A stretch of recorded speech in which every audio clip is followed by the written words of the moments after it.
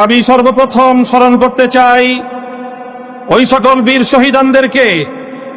শাপলা থেকে 2024-এর জুলাই বিপ্লব পর্যন্ত রক্তে রাঙা যেই পথ পাড়ি দিয়ে বাংলাদেশ 2024-এর 5ই আগস্ট দ্বিতীয়বারের মতো স্বাধীনতা অর্জন করেছে।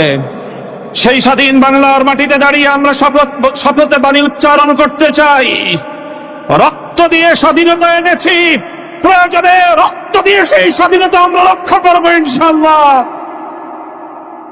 স্বাধীন বাংলার মাটিতে দাঁড়িয়ে আমরা বলতে চাই, নারী সংস্কারের নামে আল্লাহর কোরআনকে, ইসলামকে যে কটাক্ষ করা হয়েছে, ধর্মীয় উত্তরাধিকার বিধান, পারিবারিক বিধানকে নারী পুরুষের মধ্যে বৈষম্যের প্রধান কারণ বলে আখ্যায়িত করে বিতর্কিত নারী বিষয়ক কমিশন এদেশের সংখ্যাগরিষ্ঠ মানুষের ধর্মীয় অনুভূতিতে আঘাত প্রদান করেছে।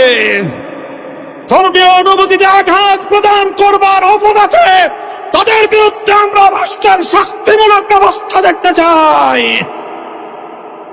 হেফাজতে ইসলাম বাংলাদেশ বলতে চায়, এই তথাকথিত পশ্চিমা ধ্যান ধারায় বিশ্বাসী বিতর্কিত নারীবাদীদের আদর্শ এবং দর্শন নয়, বরং হেফাজতে ইসলাম বাংলাদেশ ইসলাম প্রদত্ত আল্লাহর ঘোষিত নারীর ন্যায্য অধিকারে বিশ্বাসী।